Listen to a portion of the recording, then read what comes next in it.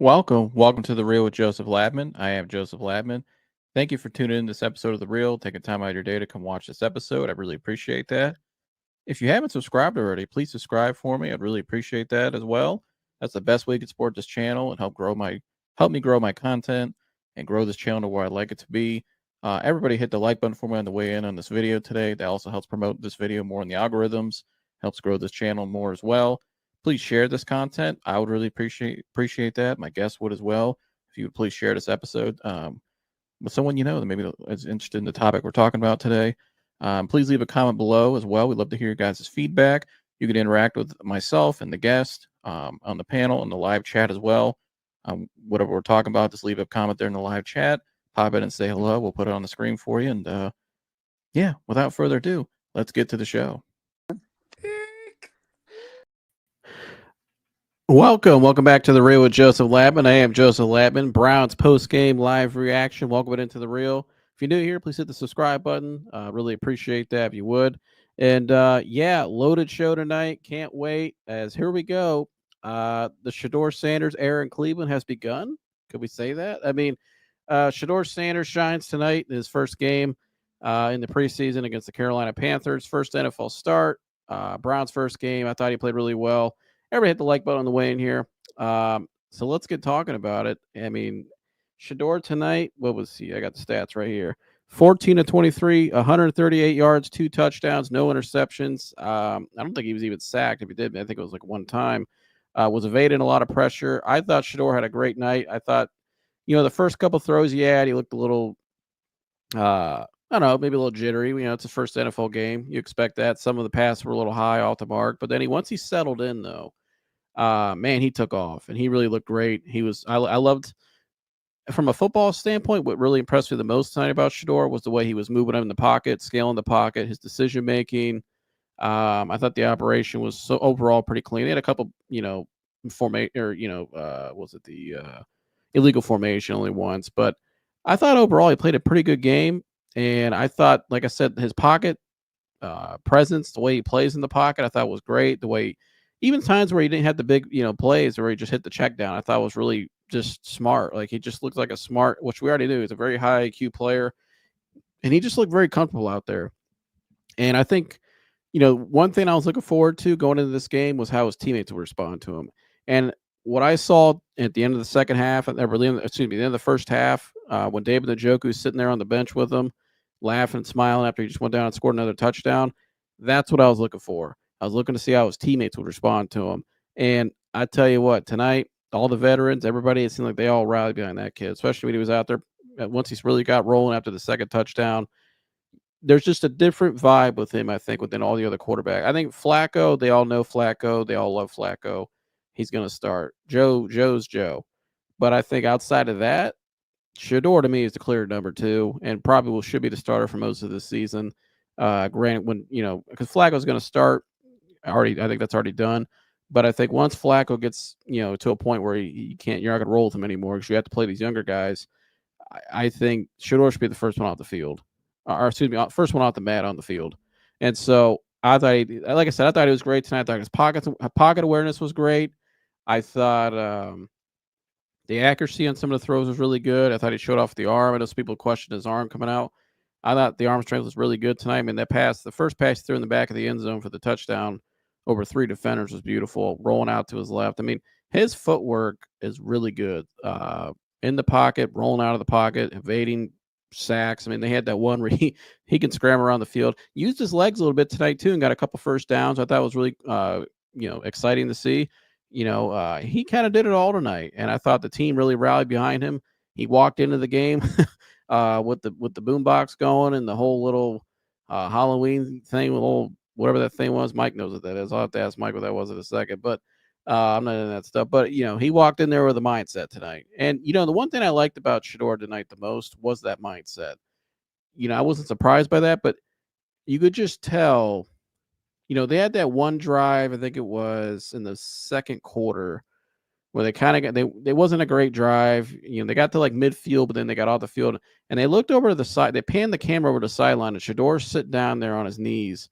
And he's looking out on the field after that drive. And, a lot of guys you see, they just run to the sideline, grab the tablet, or go to their coach. he was sitting there on the sideline with this look like he was just like pissed, like it just like that we let that drive go. Like that was an opportunity, and I love that. I think you saw it all from him tonight. I think you saw the competitive fire. I thought his interview towards the end of the game there with Aditi was really good. I loved everything he said and how still things he's got to clean up and that he's just going to control whatever he control wherever he's at, the reps he gets, wherever he's at in the depth chart. That's all he's going to do. And I thought he looked great tonight. Again, his pocket presence, some of those throws he made on third down, third long, down the field, hit a couple. I think he hit the one dig route, hits a couple nice throws over the middle. Him and that Gage kid, was a Gage Lavarian, I believe his name, from South Carolina. That kid's fast as hell. They already got a connection going there. Him and the kid from Kent State, who I really like, had a great one-handed catch tonight. That was unbelievable.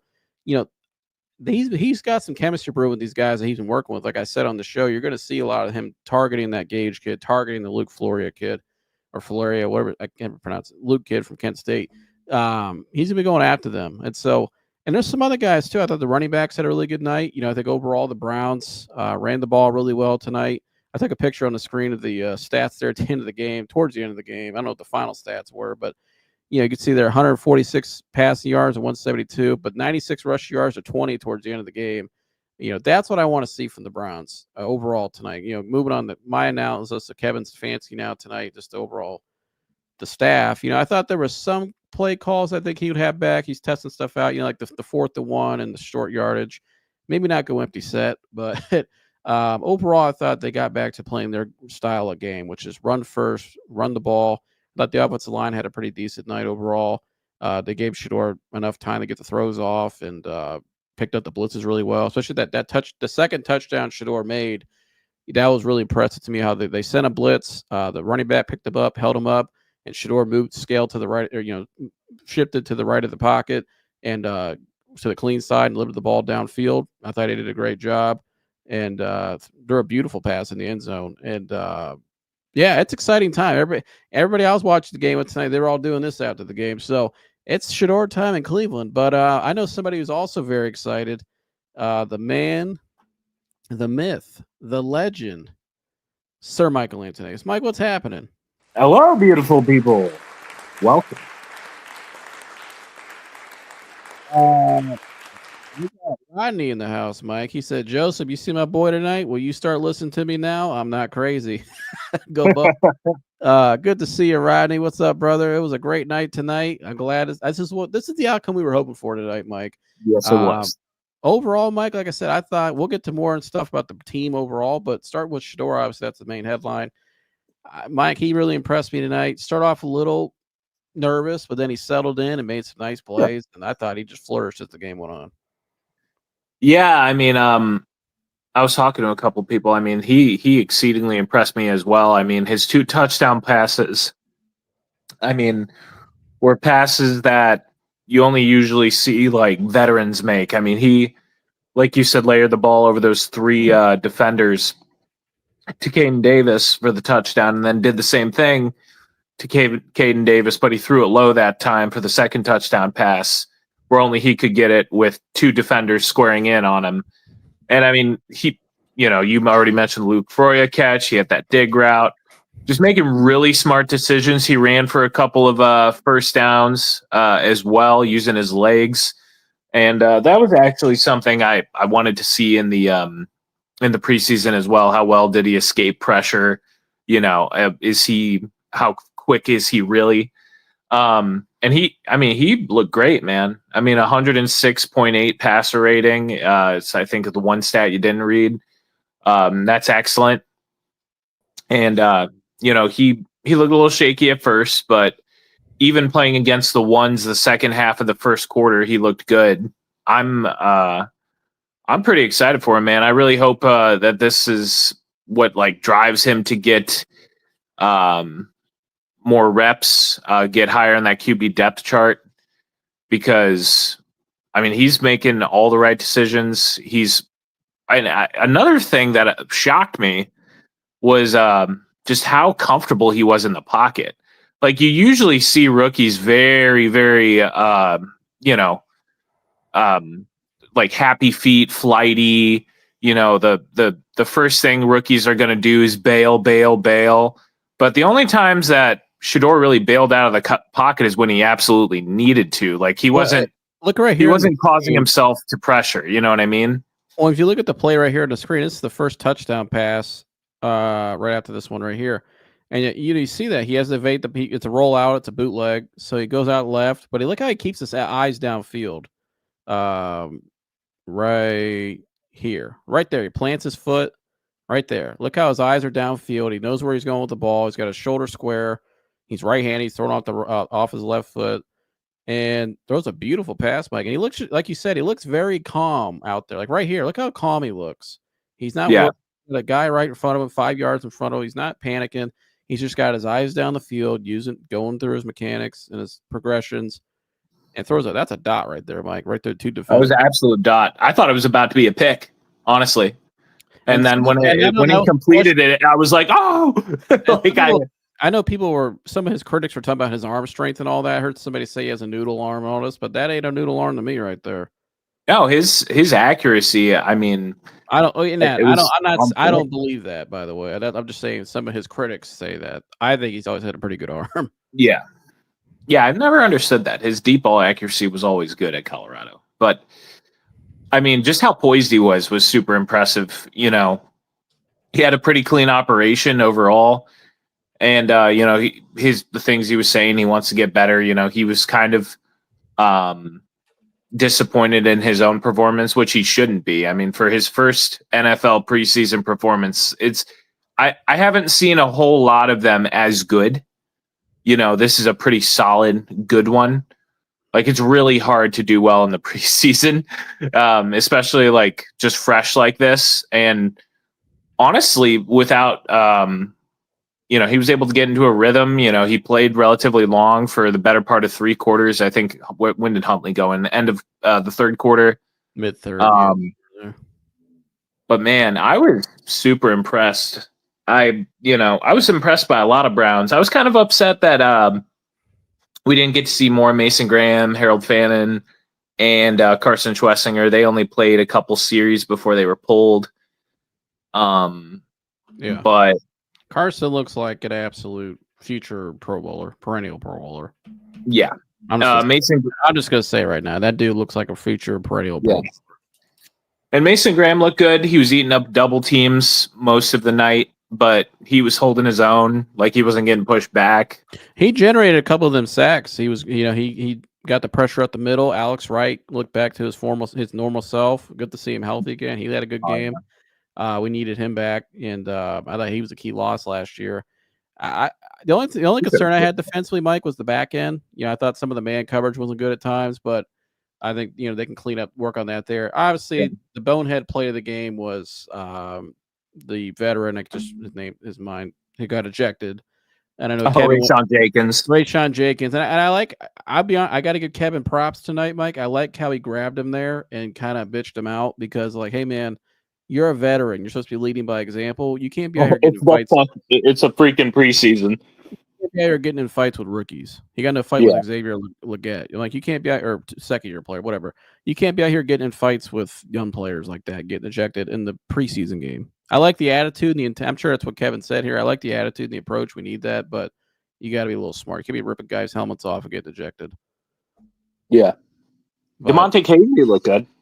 He did. I mean, the safety position's one I think we got to – the free safety in particular, I think that's what, I'll be watching all year. I think it's one of our holes we've had. We've used glue factory veterans for the most part, and guys that we paid that just didn't really pan out or got hurt, unfortunately. So, I mean, I think the corners tonight, I wasn't as impressed. I think they got to be better. I think they got to be better in man, and I think there's better communication overall. But overall, though, I think the front seven, though, Mike, that looked really good. I mean, they held Carolina at only 20 rushing yards, I think, for most. I have to put that stat up there by the middle. I think that was in the fourth quarter. I took that shot on TV. Only 20 rush yards. That front seven, Mike, that's what I like the most, Mike, from a team standpoint. When we'll get this, I got some more Shedeur highlights I'm going to break down here in a minute. But from a team standpoint, Mike, I feel like the Browns tonight got back to the bread and butter, Mike, which is starting in the trenches. We're going to stop you in the run, and we're going to dominate you in the run on the offensive side of the ball. Shout out Winston Reed, another UDFA gem. Winston Reed, who looked good last year. Tonight. Yeah, he looked great last year tonight in open space. Yeah, and he looked great last year in special teams. But big number 59. I mean, he looked great again. I was like, seriously, another UDFA linebacker that's starting caliber. Like, good for Browns Tarver, can good for Andrew identify. Bay. They can identify Linebacker talent linebackers. like Yeah, nobody they're pretty. else. Yeah, they're pretty good at that. Yeah. Yeah, I'd Go ahead. say they're better at that than anything. If you want a good Just get linebacker, you got to go through Tarver. the Browns. Yeah, just get Tarver out there. But I think Mike, another point tonight on the teen side of things, I thought the special teams coverage wise was really good tonight, better than what we've seen in the Yeah, past year. I thought they covered really well tonight, forced that fumble on the one. I just was really impressed with them tonight because I was, all three phases of the game are all important. I feel like the special teams in past years, they've been a little shaky. I think Bubba now has got that unit up to where he wants him, Mike, and I could tell. I think Flory had a rookie mistake tonight even on the returns.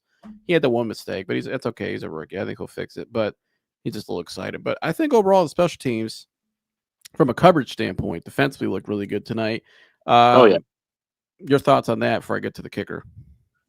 I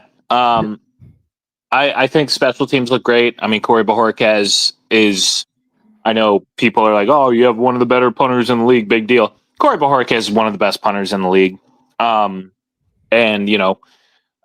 it's good to finally have like gunners and even in punt coverage that are aggressive but not too aggressive, because in the past we've had dudes a little bit too overexcited. But here, man, like on punt return, you already mentioned his name, a big 84, Gage LeVerden. I mean, I'm shocked if he doesn't make the team at this point. Honestly, that dude, he is exactly what we needed. A guy did you see how I think I got the clip when he got out of that 1-on-1 break. I think it was this play, actually, the play I'm going to break down. He left the guy. Yeah, right here. I got it right here on the screen. Give me 1 second. I got it on my screen. I'll share it to you guys. But Mike, he broke out of that. He got out of his break. Really, I mean, he left the guy in the dirt right here. Look at this right here. His guy's on the ground, Mike. Look at that. He shook him so bad. I mean, that was great. And this play right here from Shedeur, Mike, this is another. You talk about the pocket calmness right here. So he drops back. It's a longer play. It's 3rd and 8, so it's a couple longer developing routes here. This one here, I think it's great like pocket by the O-line, by the way. Gave him plenty of time too. This is a 15+ yard throw here. And look at this, Mike. He's got 2 guys in his face. But in the past, Mike, what do we see our quarterbacks used to do in the past? They would what? Drift out right. Drift. Or they'd run out here. Deshaun would, run out here. Yeah. Baker would scramble out here early on in his career. Shedeur's actually sitting in the pocket, Mike, while you're supposed to, and the ball is delivered on time downfield at laser. Where you can see it right here from the back end. I mean, look at that. 2 guys at his face. Big 97's coming right at him. 33. He's not panicked though, Mike. He's not even stuttering. Look how calm he is in his motion, throwing motion. That just shows you a guy who just looks very settled, which is pretty impressive for a rookie. Like right here, just going through his progressions, bam, beautiful. And those 2, Mike, to take some contact too. Yeah, and those 2, Mike, all that time those guys are spending on that 4th field, like we said, on that little side field everybody's talking about. Their chemistry, he's the go-to guy already. You could tell he's looking for. He's looking for Gage when he's out there. Yeah, and Gage also had a really good punt return too, where he broke off for like 15, 20 yards. I think he's very versatile. I think he's kind of a diamond in the rough player because, I mean, he didn't really have a super impressive year last year in South Carolina. Granted, I think he was injured a good part of the year, but yeah, at this point, I'm shocked if Gage doesn't make the team. I mean, he just looks, and it's not just this game, but he looked excellent in train all camp. He's looked good. He looks the part. Yeah, he looks like an NFL receiver. Here's another great play. I want to break a couple of these plays down, Mike, real quick. Here's one where he scrambled. That was a hell of a scramble he had. But this one right here, this is a great play by the offense overall. Great execution. You see they send the blitz, but number 39, Mike, had a pretty nice night, the running back. He might make the team. Both the running backs had a pretty nice night. But you see here, he picks up the blitz, Mike. And I love look how Shedeur here, Mike. He's got a guy coming in this face. So the pocket now is over here. This is the pocket right here, right? This is where you want to get the throw off. And look how he shifts his feet, gets over there, right? Sets and fires. But the whole time, look at his eyes. His eyes are where, Mike? Downfield. downfield. He's not locked in on one person. He knows right where he wants to go. He's looking in the right area. He goes off his first read, moves in the pocket, shifts to his second, finds a target. That's a beautiful throw right there, Mike. Yeah, I threw it low where only Caden Davis could get it. I Yeah. mean, That's a great anticipatory throw. yeah. I'm telling you, man. Like I those two touchdown passes, I was watching him and I was just exceedingly impressed because I was like, that's something that I don't usually see a rookie throw. Even I'm if just like, impressed with the pocket mechanics. I can't get over that. Just yeah, which I knew that's what impressed me about him in college, but watching it tonight in the NFL, it's just like very, very impressive. You don't see a lot of rookies nowadays, Mike, operating like that in the pocket. no, you really don't. That was a nice throw there. That play. He just looks look how calm he looks, Mike. He just laid back. Just even the I don't know, but I know they showed it in these highlights right there. He looks very calm. But look how he steps up in the pocket, Mike. Right up in the pocket. That pocket's clean. He takes advantage of it. Easy completion. Take the easy money. But that one he had, the one-handed catch from was it Luke Floria? Yeah, That play there when he rolled out, I got to find that highlight if it's in here. I don't know if they showed it, but how he rolled out, Mike, and he had a guy in his face, and it was similar to this throw here. He just lofted it out there and put it right out where only Floria can catch it, and that was a hell of a catch by Floria. oh yeah, But overall, that's what impressed me tonight was definitely the pocket calmness. I mean that he just how calm he was in the pocket, how mature he looked out there as a player, as his first NFL start. Um, you can't teach that stuff. And I just think, Mike, what did you think? Because I said at my show this week, and we'll get to some of these comments here in a second. The biggest thing I'll be watching tonight, Mike, obviously outside of the play, is how the teammates respond to him. And yeah. that team to me had a different. That's granted, it was a preseason game, but as bad as we were last year, Mike, I saw a different vibe tonight with that team. I saw David Njoku on the sideline sitting with him, smiling before halftime, Mike. I Yeah. saw Miles Garrett looked like he was pretty happy what he saw out there tonight. But the Njoku's part, and then I see all his linemen at the end of the game dabbing him up, smiling. I see him and Luke Whippler, and I'm a former center, communicating after that first drive, like we'll be okay, like talk. You know what I mean? Just the communication, and you could tell the buy-in this kid has from his teammates already. That's what the biggest thing I was watching tonight, looking for tonight, and I saw exactly what I was hoping to see. And David Njoku sitting there at the end of that game, smiling like that next to him, or before the half, excuse me. I think those guys are going to start looking around, Mike. Like, okay, we know Flacco's going to start. We all love Joe. He's like, he's the uncle of the group. But eventually, we know when these guys are going to have to play. And I think Shedeur, Mike, those guys, that Chad Sinker report looked like it was real tonight. Which I didn't think it wasn't, but you could just see it tonight by the way the actions on the sideline. I'm curious your thoughts. If you No, noticed I that. agree. I mean, Njoku was,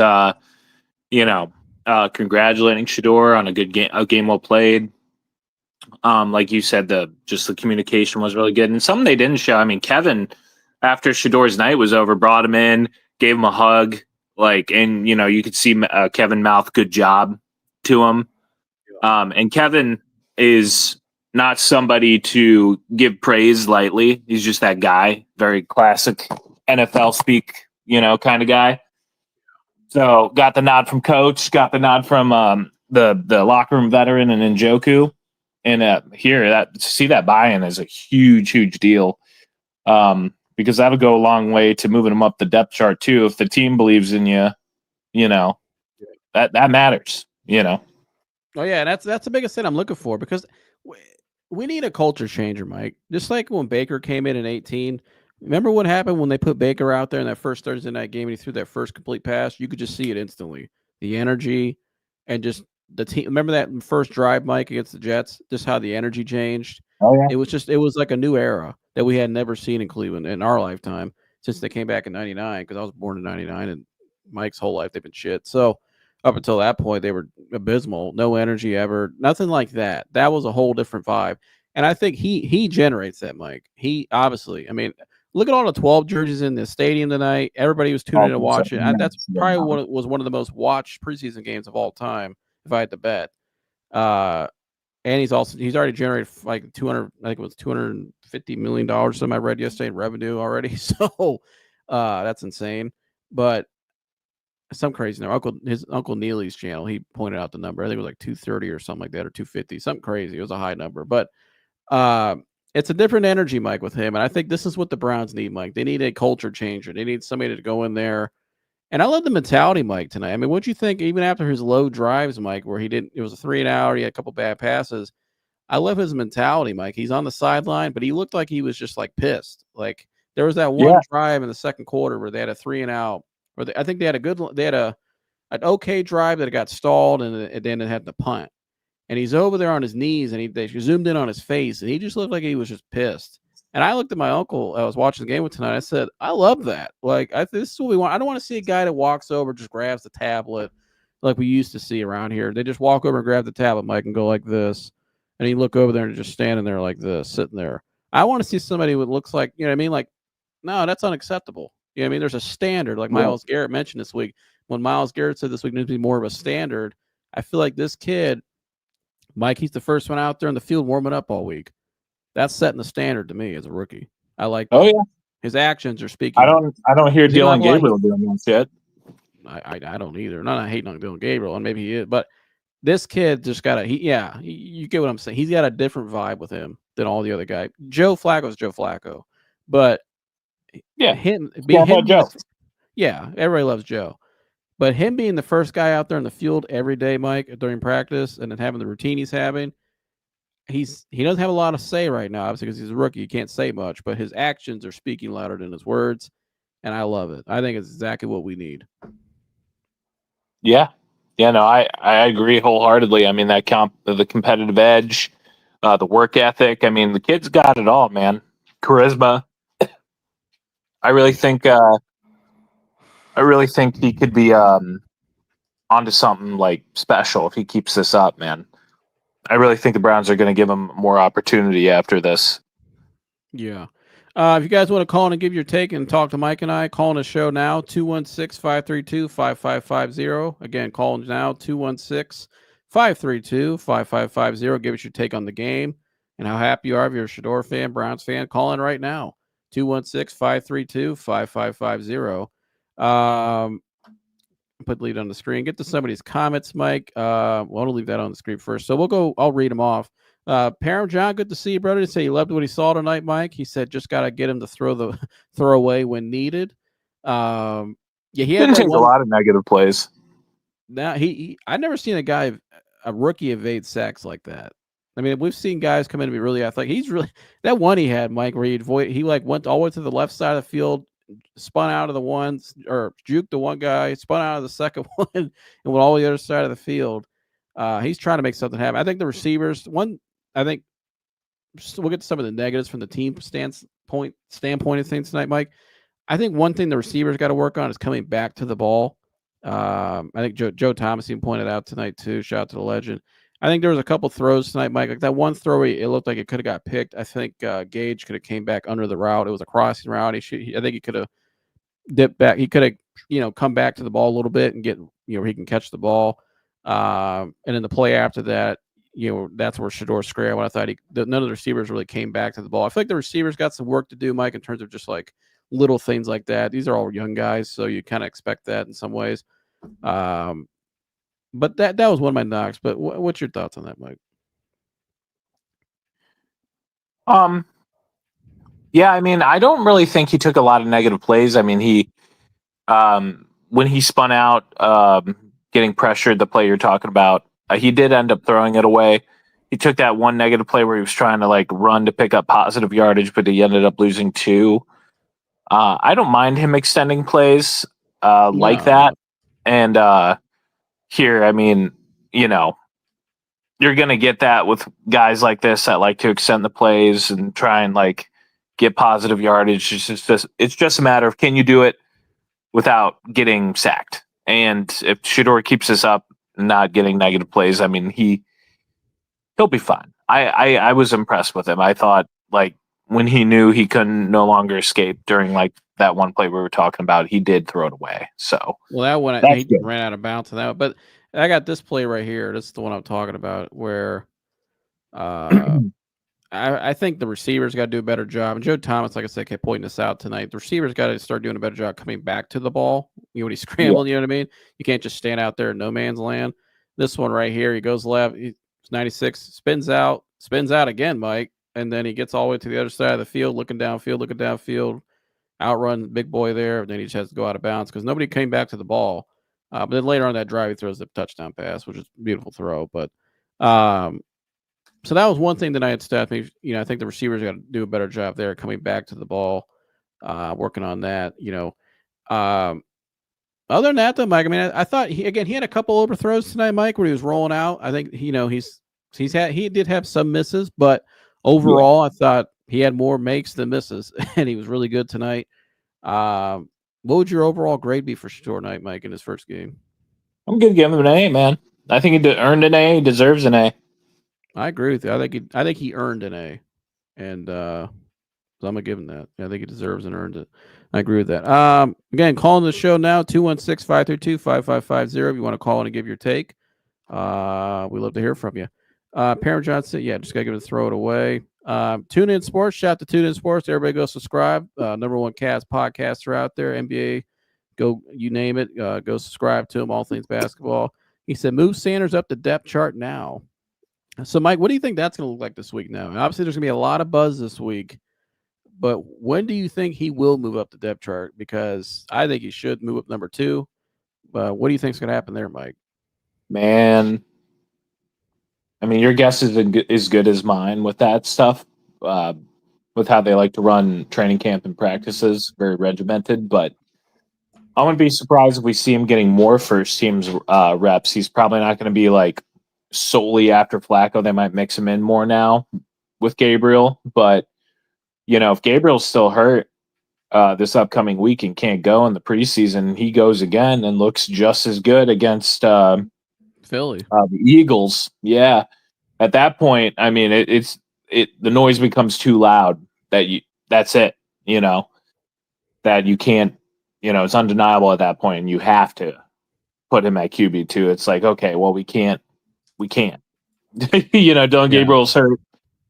We split, first team reps between Flacco and Shedeur a little bit, and Gabriel couldn't go in preseason game 2, and Shedeur looked just as good against the reigning Super Bowl champions. So we have to do this. You just got to make it so loud. Yeah, I mean, here we said all week this was his opportunity to go out there and prove to them, like Jason Lloyd wrote in his article yesterday, to change their minds and to prove to everybody in the NFL, like I said yesterday, that he is that guy, and he showed that tonight. So, here, do you think Dylan Gabriel, Mike, tonight? Now, obviously, this is kind of a hypothetical question because we know maybe he would have, but I don't. Do you think Dylan Gabriel could play any better than what Shedeur played tonight? No, I don't think he could either. I really don't. Actually, based on what you've seen in camp, and who he is, I don't think Kenny Pickett could have. Oh, hell no. That's what I'm saying. I just don't. He's better than those two guys, and so he should be number 2.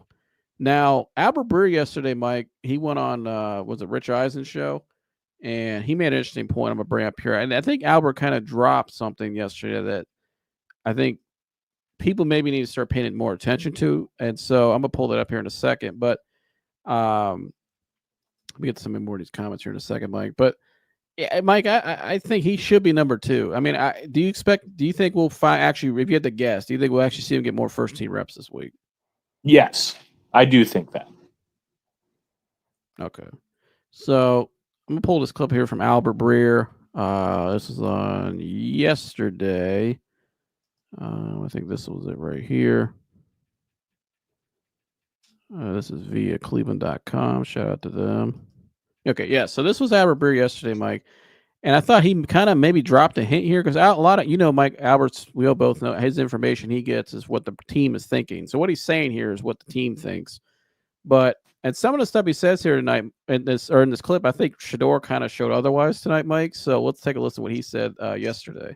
When he got there, he was way behind, and he's made up some ground. But I think part of it, like his ability to operate the offense, is part of what he needs. He needs to take that to a higher level to get first team reps. Because if you're a football team looking, and this is the simplest thing in the world, if you're a football team looking to get ready for the season, and you got veteran players, again, like your Joel Batonios or your Jerry Judys in that huddle that are trying to prepare for a season, you can't fiddle around with a young quarterback who can't operate the offense yet. What are you saying? Calling the plays in the huddle? Yeah, and stuff like that. Getting Like that right. The operational stuff is the stuff he was behind on that he had to catch up on. Right. And so, and look, by all accounts, he's worked really hard at that. But there was a lot of ground for him to make up. And Dillon Gabriel, because he started at 3 different colleges, right. was in college for 6 years at Oregon and UCF and Oklahoma, was just way ahead of him when they came in, which is why Gabriel's gotten the first team reps and Shedeur hasn't. Your thoughts on that, Mike? Yeah, I think that makes sense. You got it. Shedeur had to learn to call plays in the huddle, actually, learn an NFL playbook and call plays the way they wanted before he could truly get first team reps with the veterans. And I think that's fair if Gabriel was more experienced in that respect. But he operated the offense excellently this evening. I think that warrants more first team reps. And like you said, I don't think Gabriel could have played any better.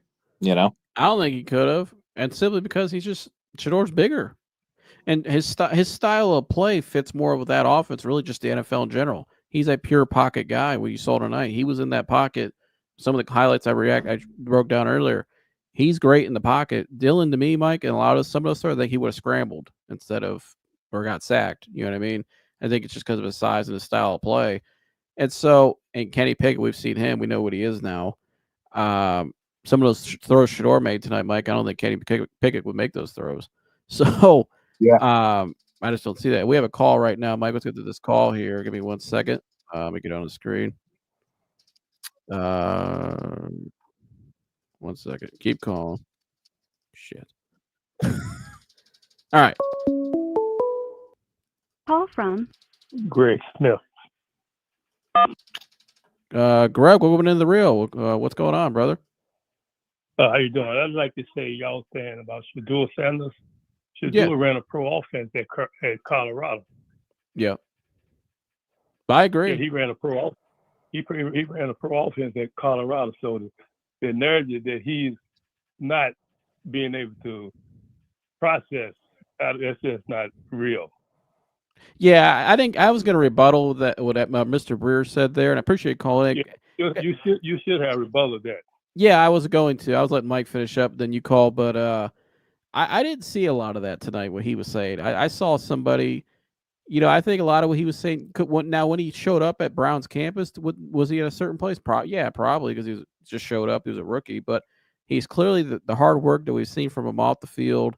And you hear how much he's studying and all the time and work he's put in. I didn't see a lot of problems there tonight, Mike.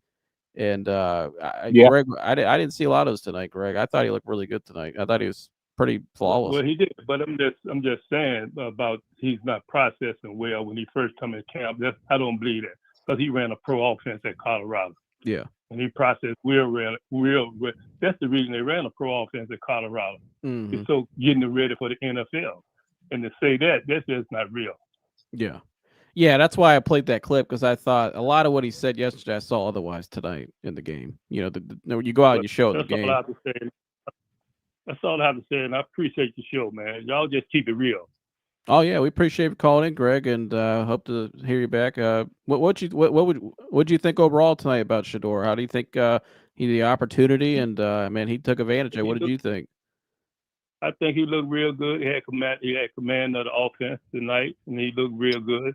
He had a little struggle there coming out of halftime, but yeah, he settled down, and he looked good. So he still got work to do. Like most rookies do, they have work to do. Right. But, he's not there yet, but he will get there. Y'all just be patient with him, and he stop and be for real. When he do something good, give him credit and stop all the bullshit. I agree with you. Yeah, we both gave him an A tonight. Well, I appreciate it. Absolutely. We appreciate you calling in, Greg. Have a good one, brother. I appreciate y'all too, man. I'm going to keep watching you. I love your show. Oh, well, thank you. Thank you for your support. God bless, brother. You too. Shout out to Greg, Mike. Shout out Greg. Shout out to Greg. Shout out to the supporters. But I like what he said there, Mike. Stop. People got to stop with all the bullshit and just call it like it. That's what I'm talking about. Yeah. That's Yeah, what we some call Cleveland it. media, I mean, you know how it is. They're set in their Yeah. ways. A lot of Cleveland media is negative. I mean, I mean, well, Greg, the Albert Beer thing. Well, go ahead, Mike. I'm sorry. no, I was just gonna let Greg know something. I know he hung up the phone, but something to remember is the Browns have been, and I said this on my show too. The Browns have been bad for so long. Or okay, under Stefanski, we've been competitive and we've had 2 playoff runs, but for most of my life, the Browns have been Shit. bad, and most of our media is like older media. Like they've been covering the Browns since they became a team again back in '99. A long So time, and it's a lot yeah, easier to cover a team when they're really bad. yeah. So you have all of these media members that are used to farming views or selling papers, I guess, back then, based off of negativity and rumor mill and gossip, even. And unfortunately, while Brown's internet media, like us, like guys like, Quincy Carrier, Dog Chug, Dog Check, like a bunch of great podcasts out there. Optimistic Fan. There's a ton. There's a ton that you guys should check out besides us as well. But has started to change the narrative a little bit and change the way the Cleveland Browns and Cleveland sports in general is covered. But one thing you'll notice, Greg, is we got a lot of negative Nancys in the Cleveland media. I think that, and well, I think negative, but I think not going to name any names. Even people you mentioned, I think just there is some lack of knowledge with the actual game, and so I think it's good to find a good balance of people who keep it fair and honest, but also have an actual experience in the game and played the game, understand the game. I'm around this game I've been around football my whole life, and so. I think that's important too. People that can actually know what they're watching and identify. Listen to Joe Thomas call the game tonight. I thought it was awesome because Joe played the game, but he called it. He was very fair down the middle. Some criticism with bad plays, what needed to happen more, but he also gave praise when when he earned it, and he thought he played great. So that's Joe Thomas. So first ballot Hall of Famer. So yeah, I think that's the thing to look for. But go back to the Albert Beer thing, Mike. I saw that clip yesterday. Now here.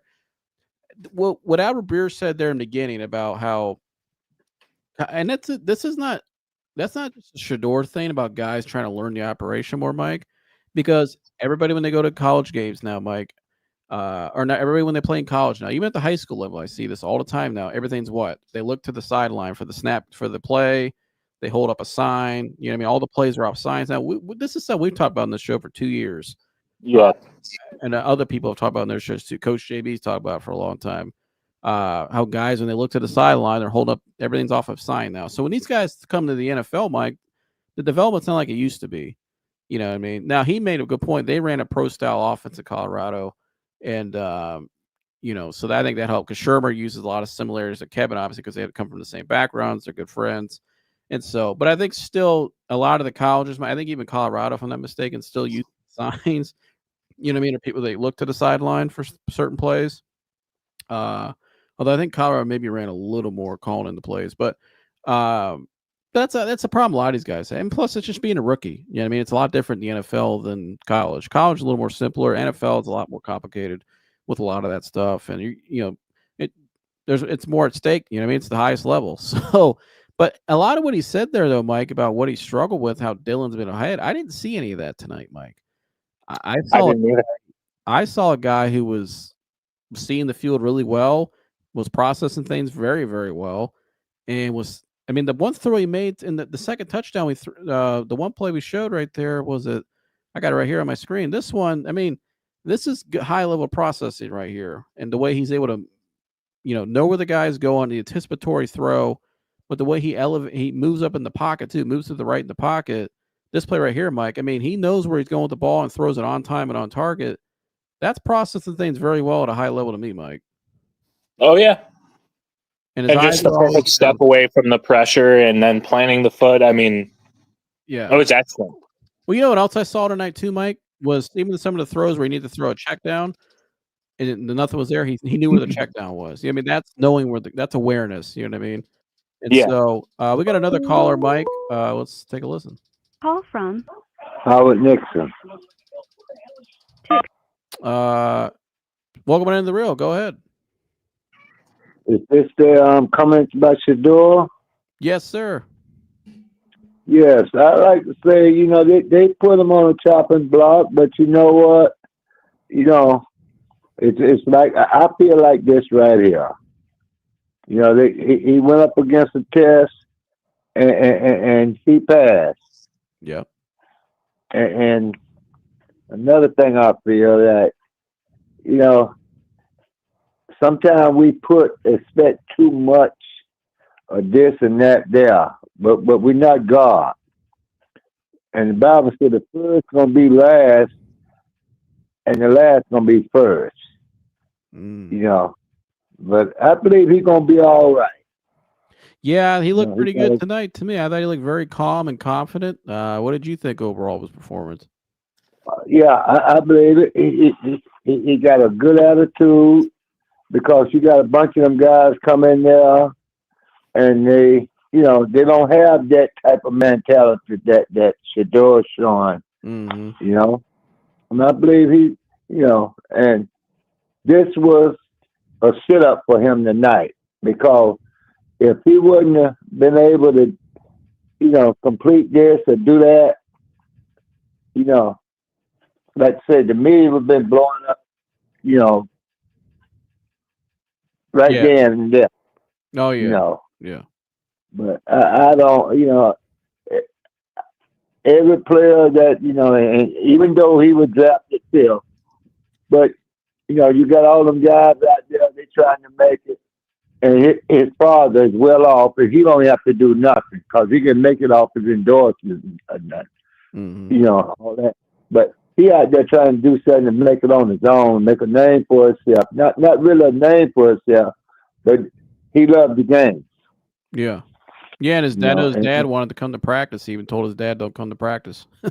Yeah. You know, he don't want all that, you know, all that attention and stuff. He just want to, you know, what they need to do, let him be shadow. Because you look at the rest of these years, you know, you get people coming in there being drafted, right? He getting more attention than or the boy played for #1 draft that he played with for the Jaguar. Oh, Travis Hunter. Yeah, Travis Hunter. You know, but he got more pressure on him. To me, he got more pressure on him than an undrafted person was drafted this year. Yeah, he's also #1 jersey sales. I think almost $200+ million in revenue already, and the season just started tonight. So he's definitely got a lot of eyes on, but a lot of support as well.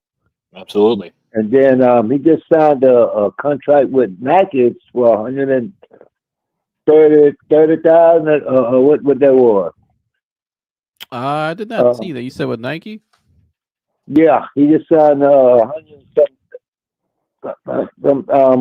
Nike.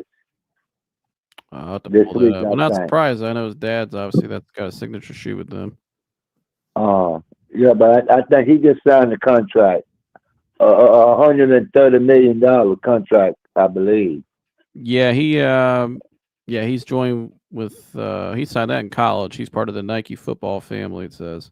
Oh, okay. Nike. Well, he's part of Nike as an NIL football athlete. No, he's a Nike guy, obviously, because of his dad and all that. So his dad was already Nike. No, but I really, he got more pressure on him than I believe the young player in NFL got on. You know, the upcoming, you know, draft.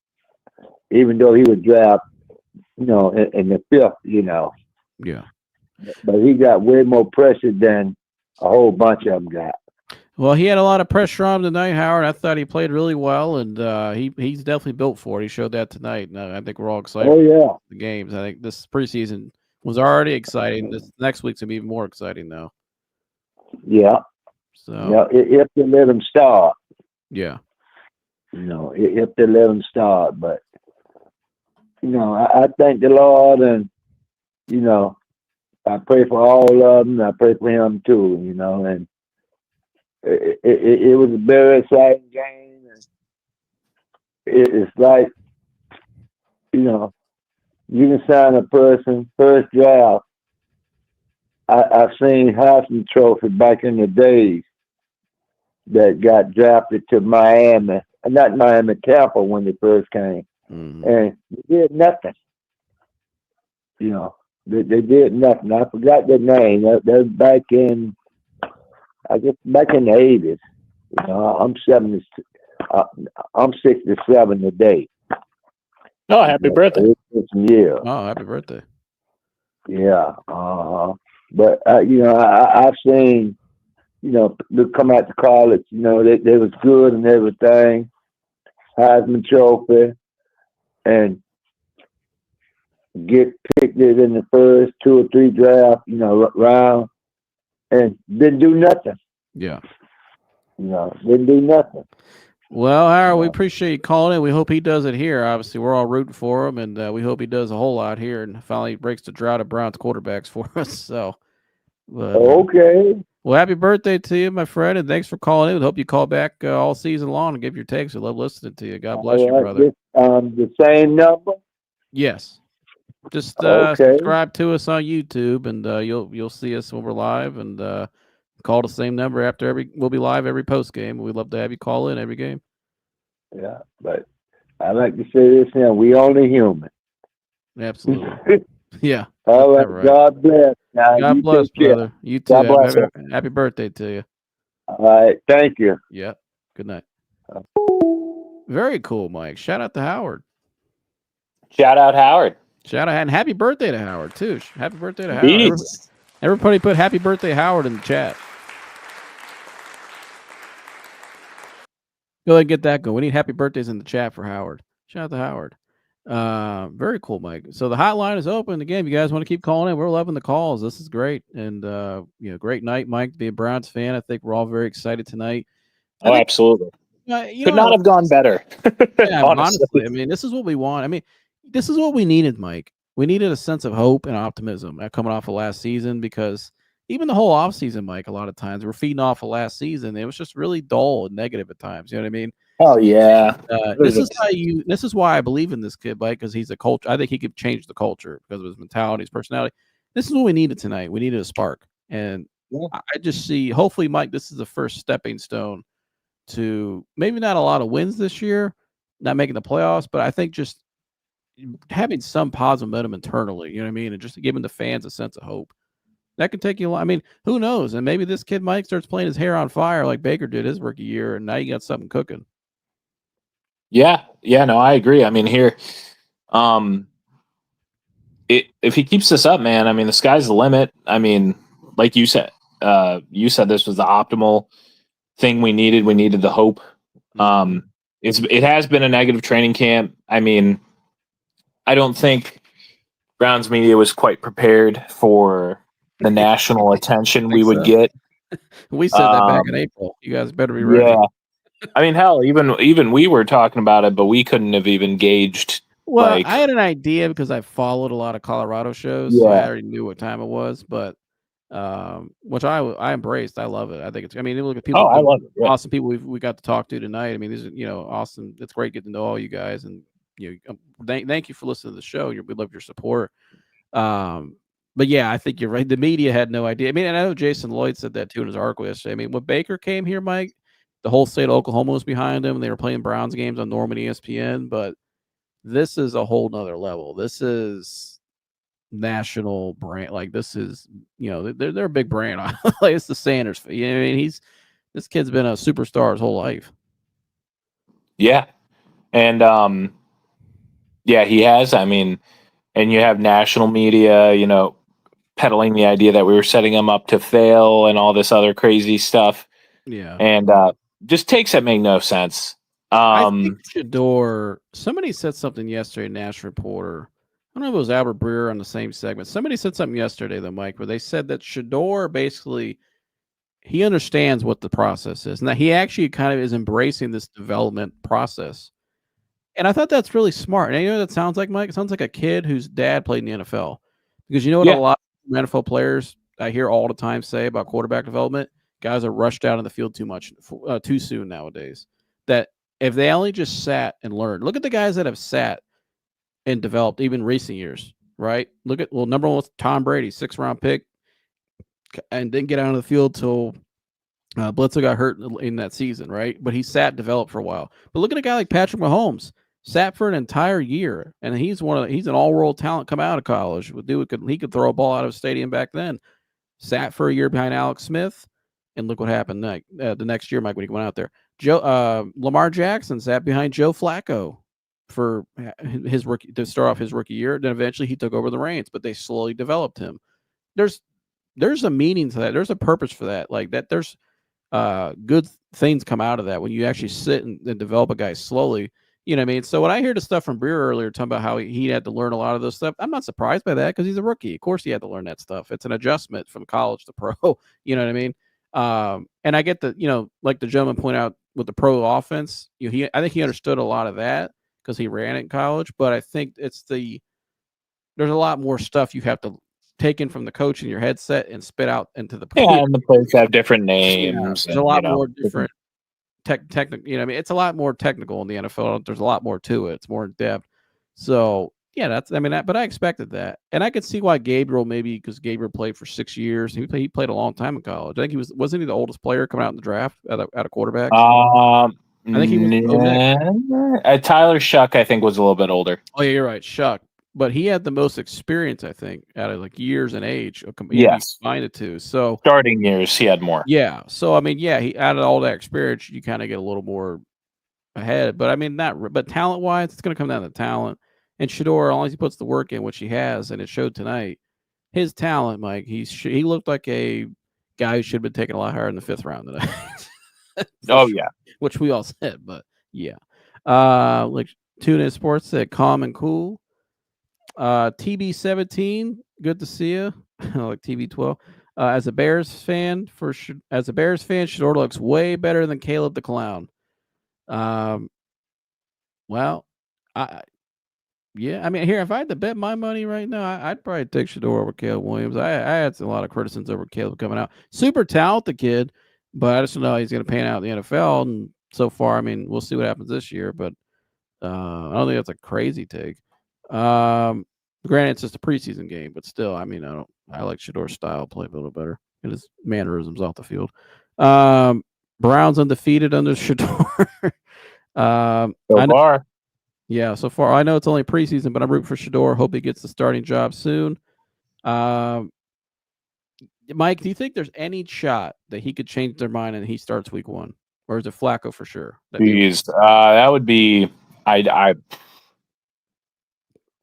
that would be a drastic change off the rails from their plan.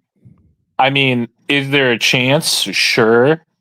But I don't foresee it happening outside of injury. Yeah, I think the vibe everybody's getting is that Flacco's already told he's going to be the starter week 1. Yeah, outside of injury, I don't think so. It would be like I'd give it like a 1% chance of Shedeur starting just based off of merit starting the season. Like, I think he will start at some point, but like starting off the season, I don't think there's a chance outside of an injury to Flacco. Yeah. I mean, what do you think? This is another. If Flacco and Pickett, once they get back healthy, where they can play in a game, what do you think that's going to look like in a preseason game? Oh, Gabriel and Pickett. If both can play healthy, if they, like, say they're available tonight, what do you think that's going to look like now? Because after his performance tonight, I would still start him, Mike. I mean, I'd still start him for sure. I'd give him. He's outside of Flacco. He's next up for me. But what do you think? What do you think if you had not what you think? What do you think Kevin's going to actually do though? Probably what he did the 1 year. He had 3 quarterbacks rotated. I think they'll give Shedeur most of the bulk of the reps, and they'll give Gabriel a quarter and then maybe Kenny a quarter and see how they do. But yeah, because I get the vibe that they view Dylan as long-term backup. That's the way it's looking now. That's and I think that's been their vibe all along. I mean, I know some people have said they kind of forced him down everybody's throat like he's a first rounder, which I get, but I just think they really think he's still going to be a long-term backup. You know what I mean? I just think, but I think he's also in some ways a kind of a developmental guy. Like he's got some stuff he's got to work on. I think they understand the height and all that, but it's kind of, to me, he's just a left-handed DTR. It's another DTR project again. They're just going to try to swing on it again. I think he's better in DTR, but the whole. What do you think of Kenny Pickett though, Mike? Now, because where does he fit in all? I mean, are they really going to go in the season now with 4 quarterbacks? No, Kenny Pickett fits in the bus on the way home, wherever he lives. Do you think he gets out of here, Mike, before the season starts? One of them. I mean, I always said he was the odd man out. I still think he is, unless like somebody offers like significant draft capital for Gabriel. What did you see? What did you think of the report from Mike Silver this week that said that they've had multiple calls on Gabriel and they turned down the offers? I mean, here if the right offer comes around, if they're offered like a third something, could that change after tonight? Could they be saying, you know what, let's move Gabriel now? Oh yeah, because we already. I mean, it can change generally. I mean, they trade the 4th quarterback, whoever they don't want, generally after the 2nd preseason game. That's what happened with Josh Dobbs. They released Josh Rosen around that time. I mean, they always do this, whether it's releasing the quarterback or actually if somebody needs one, trading it. And like if we get offered a 3rd back plus, I don't know, like a 5th or something, or a 3rd and a 4th or something like that for Gabriel. Yeah. I think they'd take that. I think they'd take that all day long. I would, and just make Kenny your 3rd stringer. Yeah, exactly. Like put him on the practice squad or whatever. Yeah, I just think that's where it's got to go. Do you think maybe that's their plan of keeping 4 guys, is to make one of them a practice squad guy, either probably Kenny or Dylan? Probably. I think. I think they wouldn't do a guy in the 3rd. He's on your practice squad. I hope that's. Yeah, I don't think they do it with Dylan because I really do think Dylan would get claimed. I think you could get away with that with Kenny. Yeah, but you probably couldn't get away with throwing Dylan Gabriel on the practice squad. No, I don't think you could either. I think you either got to make him. He's either got to just be here and not play a lot this year if it keeps up like this trend with Shedeur, or trade him. I mean, if a team's trading him makes the most sense. I think trading makes the most sense regardless. I would trade him already. I just don't think he fits this offense. I thought it was a swing and a miss pick already. Me personally, that's what I believe. I mean, I want to see the kid play. Maybe we'll play him the first preseason game, but he just doesn't fit the scheme to me. He's not a pure pocket guy. He likes to move his legs more. He could sit in the pocket, but I just think the size is showing in camp. The days he struggled more, and I think Shedeur's played a lot better the last 2 weeks, and it's showing. And I like Shedeur's durability in the long term, Mike. More. I mean, Dylan's already got a hamstring injury in his first camp. You know what I mean? Yeah. So, which stuff? It's stuff happens in that area. We talk about that with coach, but still, I just think Shedeur's tough as nails, and still, I'm sure Dylan's a tough kid too. But I like Shedeur's durability in the long run more. I think he'll be just fine, and he's a tough kid. I would trade Dylan right now. I would, and I would just tell Kenny. And Kenny Pickett as a 3rd stringer is not bad. You got somebody younger, but he's got some experience if it ever got to that point because of injury. You know what I mean? So I'm fine with that. I would move Dylan tonight. Yeah, I would too. Again, if you guys want to call on the show and give your take, last chance, 216-532-5550. 216-532-5550. We've had a couple callers tonight and give their takes. It's been great. Calling to give your take right now. Thoughts on the O-line?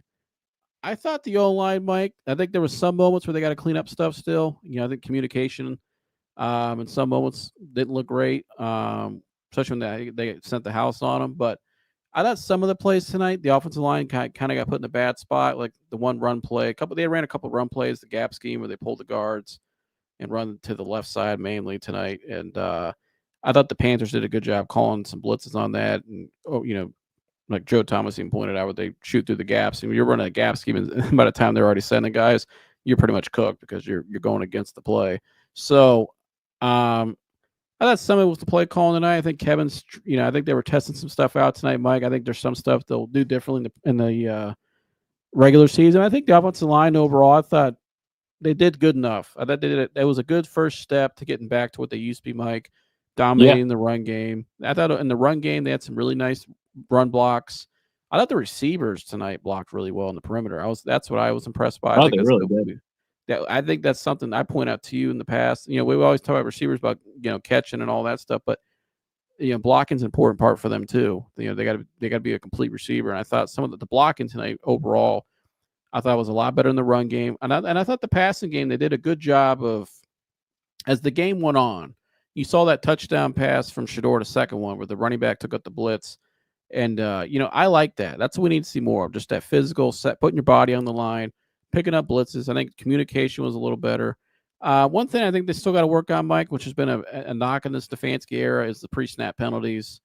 There was a lot of those in the joint practice. There was a few tonight. I think they got, and early on, there was a couple more than you wanted to see.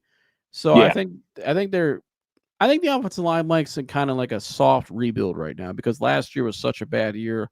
They were so banged up. They were in a bad situation, with the quarterback play. Then you were in a scheme, whole new scheme that you weren't used to. I think they're kind of getting their mojo back. And I think, they had some younger guys out there playing, like Luke Lippler. He came off a catastrophic a season-ending injury.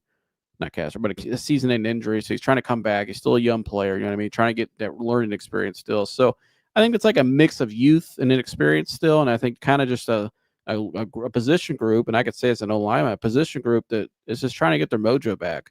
I think they're learning new things now from Mike Bloomgren and the new coach, who I like and a lot of people love, and people I trust and reached out to said he's got a kick-ass coach and he'll be just fine, and learned a lot actually from Bill Callahan and some of the same principles. So I think they'll be just fine there, Mike. I think just this preseason for them, I think it's more about staying healthy and just getting back to the fundamentals. Proper hand placement on guys and drop backs and, communication. And, I think they got to get a little better in the gap scheme still. I think just get guys moving their ass out there and getting bodies on guys, moving guys out of the way. I think they'll get better there. So, but overall, I mean, here, Shedeur, for the most part, Mike, they gave him a good enough pocket for the most night, and he did his thing and executed. Yeah. 110%, dude. What did you think of the D-line tonight, Mike? I thought they looked great. Alex Wright looked great. Juwan Briggs looked good. Jay Briggs, my guy. My buddy coached him at college, said he's gonna be. He said it'd be a pretty good rotational piece for us. That he's a big. He said he's a strong mother effer is what he told me. Those were his words. And he looks like it. That interior to me, Mike. That interior looks a lot better, but they look younger, more athletic. Yes, and, that's what they needed. They need a little more youth. I thought Mason actually had a good start tonight. I think he's getting his feet wet. So you're not going to see a whole lot of highlight plays from a 3-tech, like in terms of like sexy plays like sacks. But he did penetrate the pocket a couple times. I thought, like you said, Alex Wright. It was great to see him back out there making plays tonight. I thought he looked great. Was there any negatives tonight for you, Mike, on either side, like position group? And I pointed out the back end. I thought the back end needs to be a little better. Man, the safeties for sure. Yeah. I'd say, really, it was a pretty good game overall. I mean, I guess if I had to, the safeties. I mean, the safety room, which we knew was like the weak link on the team. Yeah. At the start of the season. Yeah, they need to get that fixed. Shout out to Humble. Humble's in the chat, Mike. What's up, Humble? Said the fact Andy Dalton is still playing tells you all you need to know about that Panthers organization. No hope for Carolina. Mike, they don't look like a good team this year.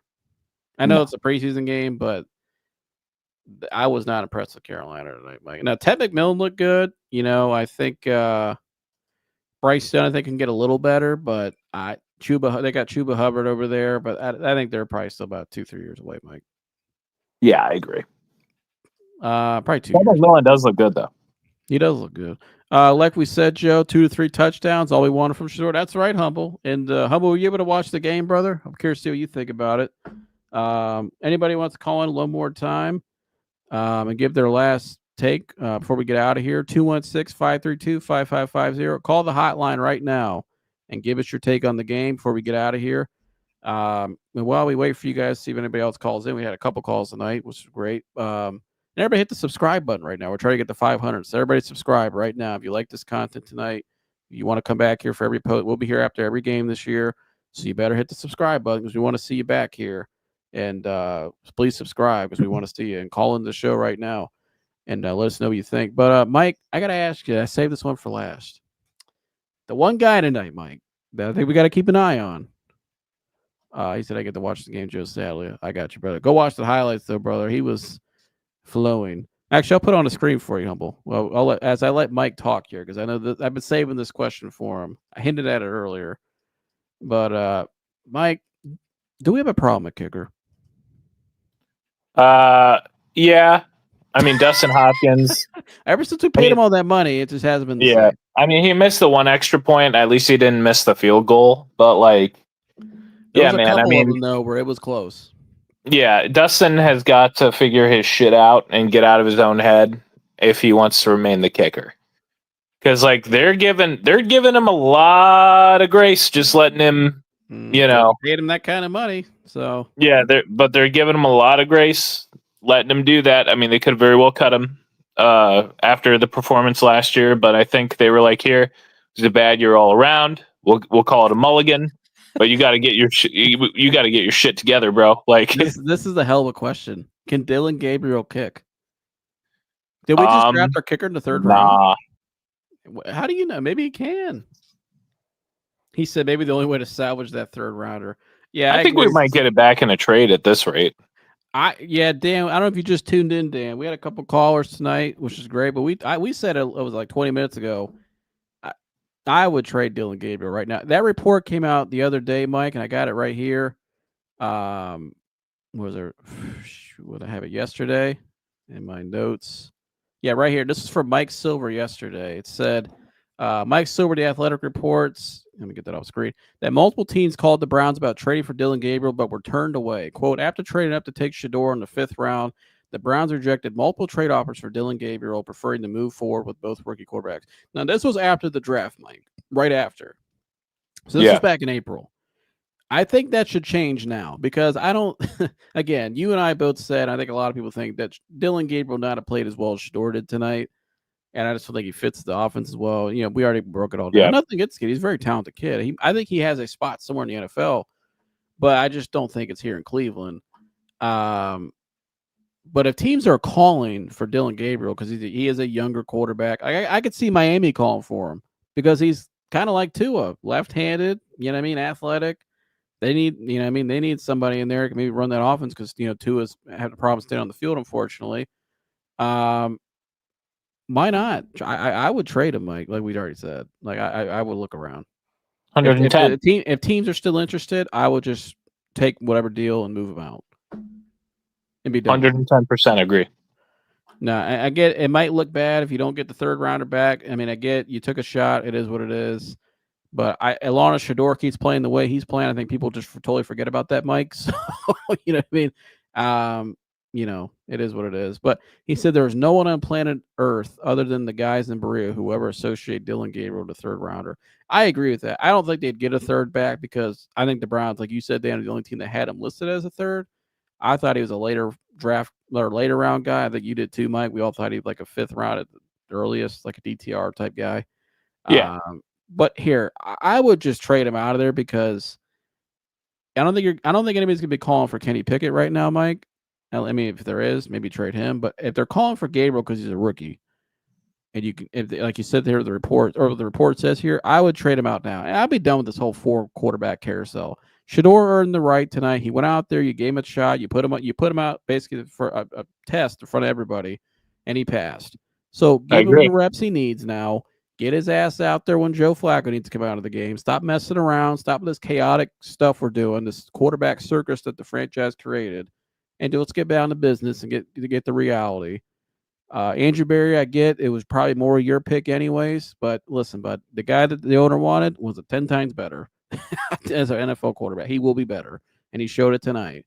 So move off the pick. It's over with. Get Shedeur more of the reps. And I get Dylan in the hair. Let's maybe I'll be fair. Let's let Dylan play next week if he's healthy. And maybe he goes out there and plays the game of his life, and maybe, he'll shut us all up. I wouldn't be mad here if he plays well. I'm all for it. But because he's in a Browns uniform. But I just think, I don't know if he'll play better than what Shedeur did tonight. No. So, in my opinion, if teams are calling, get the draft capital. You already said the owner said last week they're kind of in stockpile mode to get more picks again for next year, because all the years they didn't have first rounders, they kind of they got to rebuild through the draft. So why not get more picks? I don't know what happened to Mike. I think he dipped, but I would try to get more picks. That's me. I would move him out of here right now. I think it's ideal we keep Shedeur as our quarterback. Kev Stefanski loves him. Some play action. For those few clips, he's the most athletic guy we have at quarterback. I think he's the most polished pocket passer besides Joe Flacco that we have out of the other three. Some of these plays here, Humble. I'll rewind this clip here. I broke down some of these clips tonight. But the touchdown pass and stuff, it's just right there. Look how comfortable he is in the pocket. He looks very calm, but he doesn't move out of the pocket. He stays in the pocket, plants, keeps his eyes down the field. I like that a lot. And so, this one here, this is a bootleg here, play action here. Humble, they boot him out left. But look at his eyes. His eyes are downfield. He knows where he's going with the ball. He's not panicking. He's got a linebacker right here, a DN coming right at him. It's going to be 5 yards from him here in a second. But he just keeps his eyes downfield, and he stays very calm. Left foot, he's right-handed, plants his left foot opposite. And a beautiful pass. That's a dime right there through two defenders. Very confident throw. Good throwing motion. That's a beautiful play. But his eyes are always downfield. Right there shows off the arm. That's from the far hash to the other side of the field. Nice throw there. And then this throw here, that was another nice throw. But which one was it? Right here. This was one of my favorite throws he made tonight. One of the best plays. Number one, shout out to the Gage guy, Gage Lavaria from South Carolina. Hell of a route here. He shook the guy so bad at the at the break of the route, at the point of when he broke out of the route. I think it was a dig, and shook the guy so hard he's laying on the ground. You can see right here, guy's laying on the ground. He shook him so bad. But and this might have been okay. Yeah, so he's running a dig, but right here, he's got two guys in his face. Look how he stays in the pocket, though. See, guys that we had in the past, they would drift out right, they'd scramble out right, or try to run up here, run right into the sack. He stays very calm and keeps his eyes downfield and stays in the pocket, delivers a beautiful pass. Here's the back end view of that. Boom, snaps his head. See how he snaps the wrist. Nice arm strength there. Gets the ball down the field. Very impressive there. That's a really impressive. Which that was the most impressive. Two things that he impressed me with when he was in college. Number one was his confidence, but number two was his pocket awareness, his pocket play. He would look like a natural pocket quarterback. This one right here, just the feel of the pocket field here. He's got pressure coming on his backside. Nice job there by 39, picking up the blitz, putting his body on the line. But nice job by the running back. Just give him some time, and he delivers a beautiful pass in the end zone. Nice anticipatory throw. So he drifts into the clean side of the pocket, steps up. Nice. And he throws that ball, the accuracy there, low, right where only the guy could catch it, number 89. Beautiful throw there. And here he is rolling out again, getting the ball out, get some yards, get some productivity. Steps up in the pocket there. Another nice pocket pass there. You see right here. He's got a guy coming on his blind side. What does he do? He steps up in the pocket. We've seen a lot of guys in the past that just stand right there, and this guy gets an easy sack. He steps up in the pocket. And nice job by the left tackle there. Nice pancake recovery block. Nice job. Damn, he's all over. But steps up in the pocket. He's got a clean pocket here. See, a lot of guys don't take this nowadays because it's just not taught at the college level. He steps up and delivers a beautiful pass. First down. Easy money. So it's crazy to see when you just play in the pocket like how you're supposed to as a quarterback. Hard act to follow for Gabriel. Yeah, exactly. I totally agree.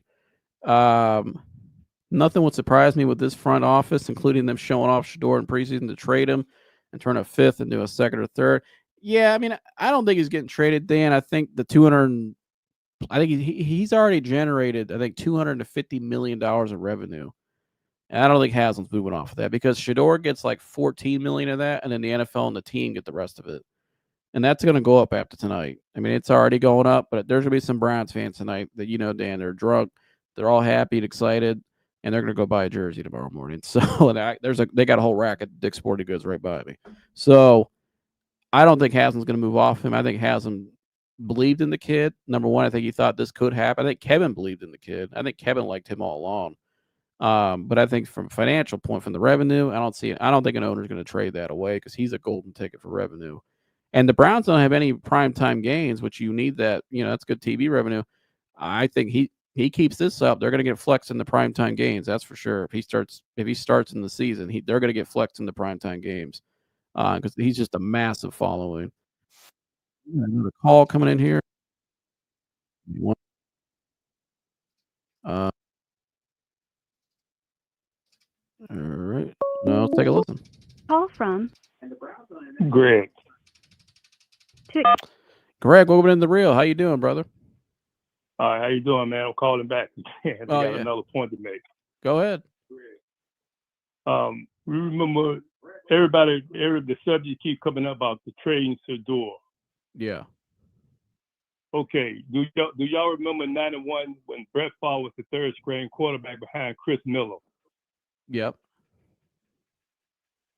Jared Glanville, was it Glenville was the coach for Atlanta? I believe so. I'm a little younger, but I believe you're right. I remember that situation. I read about that. Okay. Brett Favre was the third string. I'm a little older than you are. Yeah. They traded Brett Favre. Atlanta made the biggest mistake of their life. Yeah. They got rid of Brett Favre. Brett Favre became to be a Hall of Fame quarterback. 2 Super Bowls, I think. Won a Super Bowl. Want to come to be one of the best quarterbacks in the NFL. So the talk needs to stop about trading to Shedeur, because Shedeur reminds me of Brett Favre, where he stands in the pocket, takes hits, he's tough. And so let's just stop the talk about trading. Yeah, I agree. I don't think he's going to get traded. I mean, I get what Dan's saying. This front office is the Browns are so unpredictable that nothing would surprise Browns fans because they've done crazy things in the past like that. That makes sense. They have. I'm a Cowboy fan, but I'm a Shedeur fan. I think that's what a lot of Browns fans are saying that are like, well, our front office, he had a great game tonight, but our front office makes such poor decisions sometimes they would trade the kid away. But nobody here thinks they should. I think, and I don't think ownership would allow that because just the revenue aside, he's already generated $250 million before the season started. Exactly. No owner's trading that away. It's a business first. They're not trading that golden ticket away. Well, I'm just telling some of your other fans that some of your haters keep, talking about need to trade him. But if you go back, if they can go back, some of them probably younger than I am. And look what they did with Brett Favre in Atlanta. Jerry Glanville wouldn't give him a chance. Wouldn't give him a chance. And they end up trading Brett Favre. That was the biggest mistake Atlanta ever made in their life. Yeah. In their life when they traded Brett Favre. He was a third string at the time. I agree here. I think everything Shedeur has shown up to this point is he's taken the opportunity. You put him at the bottom of the totem pole to start off, but he's only worked his way up. And to go out there and play like he did tonight, I think it shows his hard work and his dedication. And when I see guys like David Njoku sitting there, a long-time veteran for the Browns, Pro Bowl caliber type tight end when healthy, sitting there before the halftime, so happy, sitting there with him, wrapping his arms around him. I mean, to me, this team, I think, is going to rally behind him more than anybody because of his personality and just he gives them a confidence. He's a confident guy, but his confidence definitely shares out to the rest of his team. I mean, the guys are out there tonight after they scored a touchdown. They're all looking for him holding up the watch and all that. You know what I mean? Like he gives energy to that team that they haven't had since really Baker Mayfield. He do, and like you say, y'all been searching for a quarterback since Brandon Kozak. Yeah, and I think Cleveland especially needs somebody to come in that is a culture changer, and that's what he is, in my opinion. I agree with you. Yeah, I agree. I just had to make a point about Brett Favre. Oh yeah, Atlanta. I love Brett Favre. Yeah, Atlanta was the third string quarterback, and Chris Miller was the first string. And Jared Glanville just didn't have no confidence in him, and they ended up trading him. And they I remember. Did you ever see Brett Favre go on John Gruden's show when Gruden still had the QB camp? No, I didn't see that. It's actually on YouTube. I highly recommend watching. It's a great episode. But he actually brought up when he got drafted to Atlanta, the guy you brought up that was running the team told him, "Oh, we drafted the wrong guy from Mississippi." Like that's how Yeah, he did. that's the type of stuff they were telling him. Like that's terrible to tell a young guy. So he couldn't wait to get out of there Right. and get an opportunity. Right. And you know who was on that team then in Atlanta? No. Shedeur Sanders. Wow. Man, they could have Brett Favre and Dion. Yeah, he was on their team. He used to take Brett Favre and dress him because he said Brett Favre didn't dress. Dion's a flashy dresser. Yeah. And he used to take Brett Favre and take him to the store and buy, pick his clothes out. He's for just him, some little redneck from Mississippi. He just wears a cap cap and a tank top. Still does to this day. But I know him and Dion are still good friends too to this day. Yeah, they still good friends. Dion used to take him out and buy and help him pick out his clothes and everything. So that's what happened back when Brett Favre with Atlanta. That was the biggest mistake they ever made.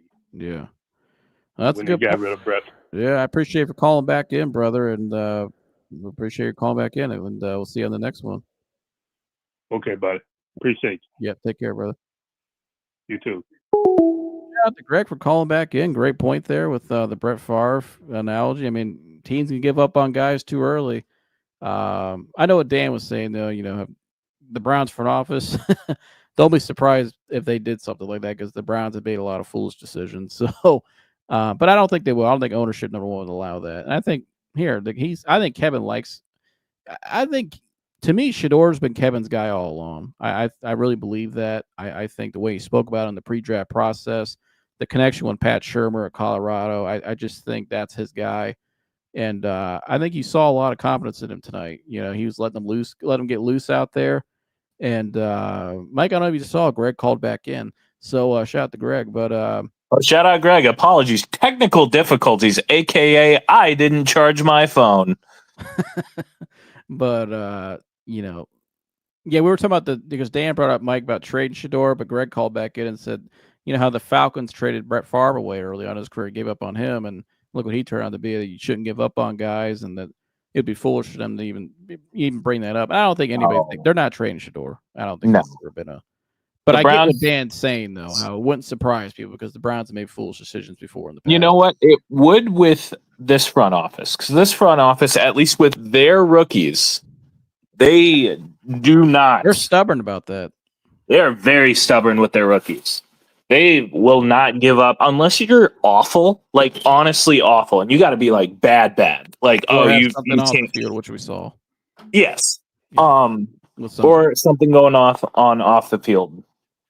This front office will not give up on you, which is a good thing and a bad thing, right?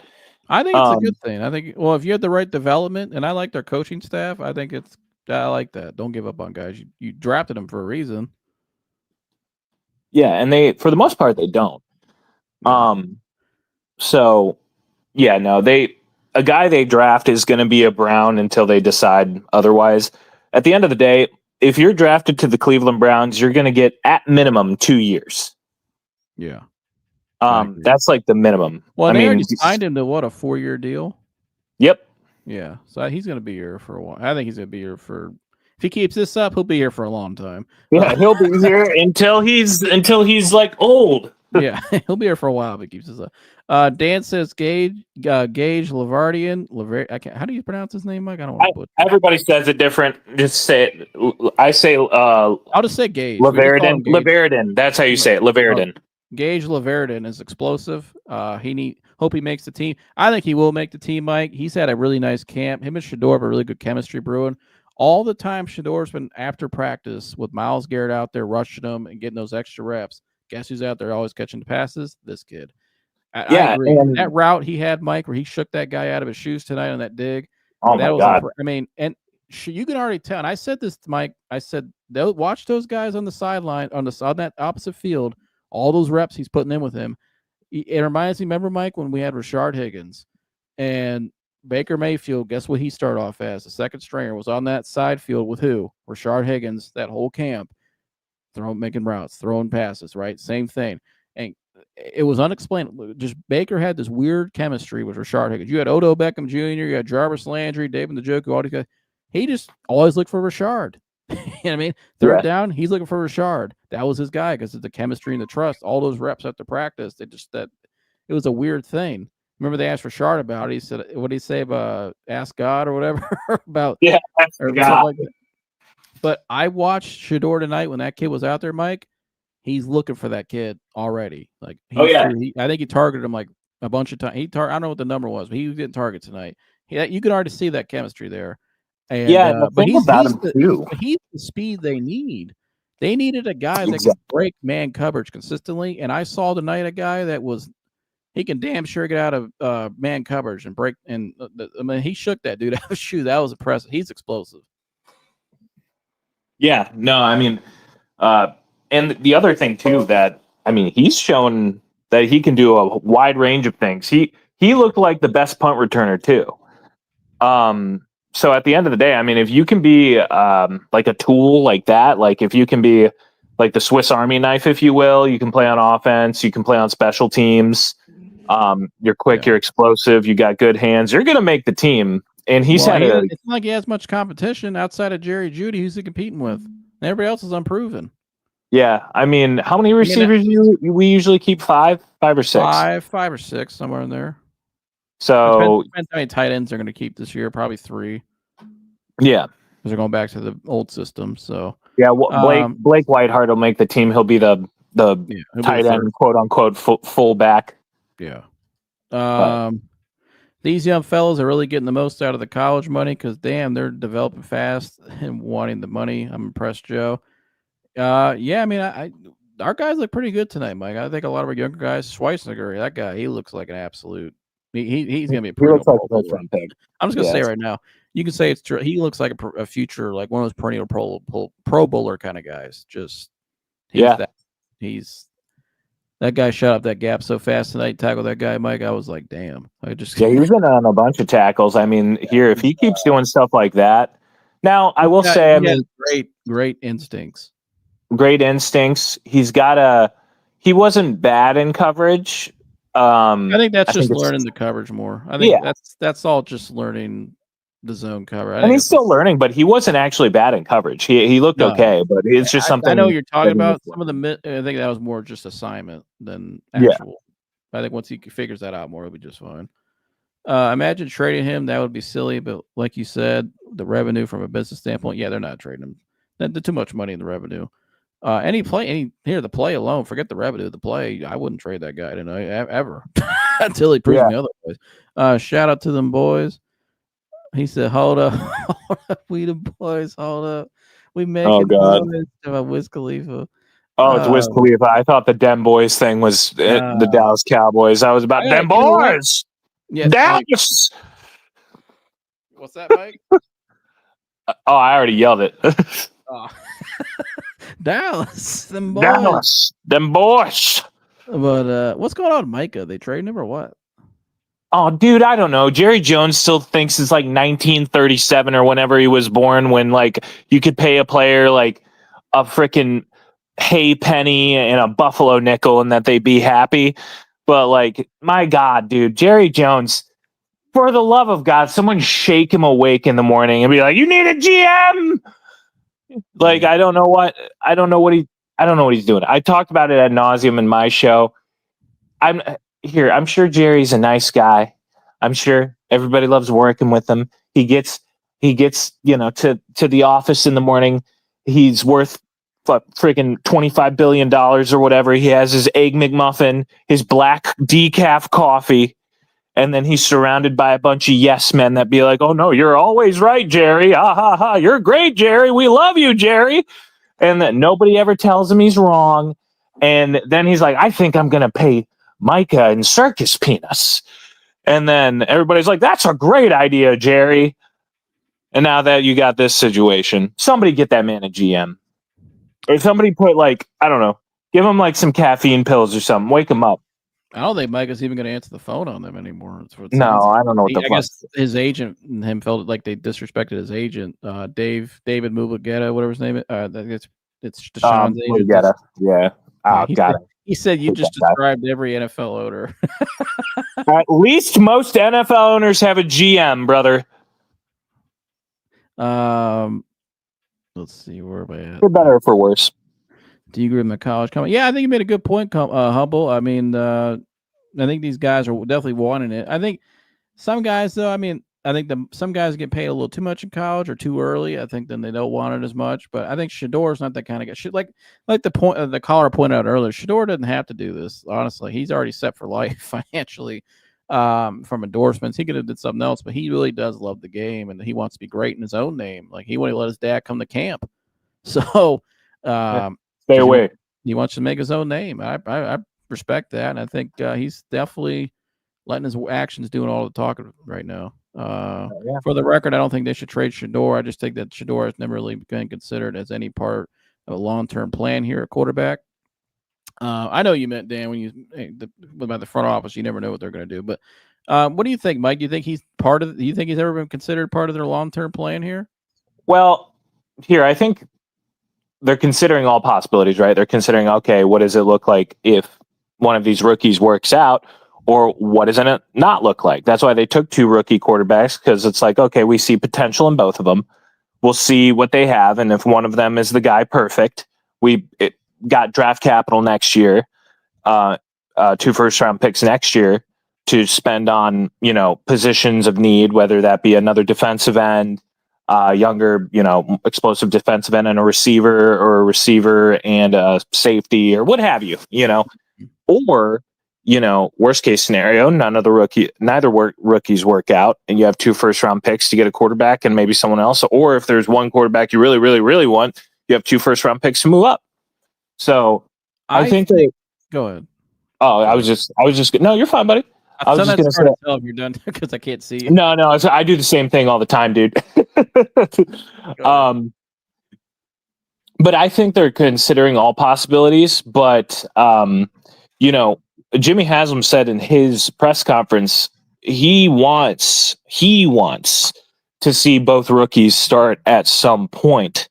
And here, it's the preseason, but I was still very impressed with Shedeur. If Shedeur shows anything like this in the regular season and it's consistent, plan A is the plan that they go through. As an NFL front office, there's so many moving parts. You got to have a bunch of different plans for different, outcomes, scenarios, what have you, because a lot of this is a roll of the dice at the end of the day. You can be as educated as you want. You can, do as much scouting, research, preparing, but at the end of the day, shit happens. It's the NFL. I mean, the Chargers were loading up for their run game, and their star, one of the best tackles in the league, just out for the year, might derail their whole plan for the season. It's just how the NFL goes. So I think they have a bunch of different plans at the end of the day. By the way, we got some new viewers in here, Mike. We need 4 subscribers, Mike, for 500. Can we please get 4 subscribers? Everybody just tap the subscribe button right now if you haven't already. It's simple. It's free. You just got to tap the button. And if you like this coverage, I mean, we've had a lot of guys calling here tonight, new viewers of the show. People have been fans of the Sanders family and Dion and Shedeur for a while, and they love what we're doing over here. And Browns fans tune in tonight, new ones. And so please hit the subscribe button. You haven't subscribed already. We're 4 away from 500. So please hit that subscribe button. Dan, get on YouTube and like the video. Get on YouTube. Why are you on Facebook? We like our Facebook viewers. It's just I got to make fun of Dan. He always watches from Facebook. He's our number 1 Facebook viewer. I know. It's pronounced Lavardin. Lavardin. Okay, Lavardin. All right. Where am I at? I lost my track. Where am I at? Oh shit. Right here. Okay. Joe, how bad was Jedrick Wills for us when we had him? I always thought he was awful. Jed, his rookie year was pretty good. I thought he played well because I think he had Bill Callahan really. I think the injury, his second year, remember the first game against the Chiefs, he had that ankle injury on his foot where he drops back on as a left tackle. I think that kind of hurt his development and his confidence a little bit because it just having that early on, it sucks. But, I think Jed had a good year, but I think as time went on, there was you heard some rumors about Jed and stuff like that. I wish him well. I hope he finds an opportunity again. I hope everybody finds an opportunity in the NFL. These guys work so hard to get to that point. But my bigger issue with that whole thing, Humble, was that Bill Callahan, the great offensive line coach, at that time, according to Stump Mitchell, who's the running backs coach, and I think he would know, he worked next to the guy every day, knows what the guy was thinking. That draft in 2020, that was the COVID draft. That draft, we had to get a left tackle because Baker needed some help on that line. Joe Thomas retired. Joe Thomas retired. This is 2 years after that. Baker didn't have a left tackle at that point. The year before, the offensive line was terrible. You just traded for Odell Beckham Jr. You just brought in Kevin Stefanski. So you had to solidify that left tackle, the most important position on that line. And so that was a pretty good tackle class too. Bill Callahan had Tristan Wirfs as his number one tackle. And Bill Callahan had probably had the best eye for talent in that building for offensive line. For offensive lineman, no doubt about it. He's one of the greatest of all time at offensive line coaching and developing. But they chose to go with Jed Wills instead. And Tristan Wirfs right now on the track he's on, he's already won a Super Bowl. He's already a perennial Pro Bowler. I think he didn't allow a single sack last year, I believe, or something crazy, some stat I read. He's one of the best linemen in the NFL. On track to be probably a Hall of Famer if he keeps this up. Yeah. So that's what we passed on because we didn't listen to the guy that actually had the eye for talent and knew what he was doing. Tristan actually fit the scheme better they were running because Iowa runs a lot of play action under center offense. Iowa runs it basically like a West Coast play action offense a lot of time. Kirk Ferentz is very old school. So I think that's a lot of what, he saw too, not only just as a kid. I'm not saying Jed was bad, but I think just Tristan was, I remember watching that draft because we scouted that position very heavy off. I did because that was a big, even back then before I was doing the show, I was still doing this stuff. He was number one to a lot of people, and he stood out at the combine, just his athleticism and stuff, and just his work ethic. Iowa develops really good offensive linemen. Their strength coach at that time was the number one paid strength coach in all of college football, and it showed. They had a really good program, and he also fit in that system, that run heavy system already. They already ran that at Iowa, so he'd have been an easy plug and play, and definitely for the long term development too. I think that's probably a lot of what Callahan saw, but they didn't listen to him. So this is where we are now. But hopefully DeJuan's look good so far. I like this. I like seeing Joe Thomas out there with him yesterday. Mike working with him. Yeah. I've got high hopes for DeJuan. And just to add one thing to Jedrick Wills, I think that dude doesn't love football. I think he was just really big. He was good at it. And he had the potential to make him a lot of money. I do not think Jedrick Wills Jr. loves the game of football. And that's okay. We've had a bunch of players in the NFL like that. I don't think Jadeveon Clowney loves the game of football, but he's good at it, and he makes a lot of money doing it. There's a bunch of guys in professional sports that are like that don't like their job, but they love the money. So they keep doing it. I just think that was a classic example of the guy who knew the fit, the type of player and the mentality he was looking for, and you had in the scheme fit, and you had a front office at that time that was new, but also led by who, and they went with their guy that probably matched more of the metrics. But that's the result of this. That's why the other one outweighs the other side more every time. Right, I agree. So DeJuan looks great, man. Hopefully they've learned from that mistake. It sure did with DeJuan. I mean, God. Real quick, I'm so proud of him. I'm so proud of DeJuan Jones. He really put in a shit ton of work in the offseason to slim down and get ready for that left tackle position. He needs to be lauded for that because that's not an easy feat for a dude his size. No, it's not. And I think it's good. I like this. I like from him? It was accountability on his part, but then also having an actual offensive line coach back in there too. Yeah. That changed right off the bat. I'm sure that's the first thing they talked about. So, shout out to DeJuan. I think he'll have a good year this year. His rookie year, he was great. I mean, it was. I used to love watch. I used to watch his rookie tape. I still watch it now. He was phenomenal. Just like last year, just the whole. It wasn't just DeJuan last year. The whole offensive line was not great. No accountability, bad scheme. A lot of injuries as well. Unfortunately, they were all banged up going into the season, but they were put in a bad spot. But just not great coach. I mean, at the end of the year.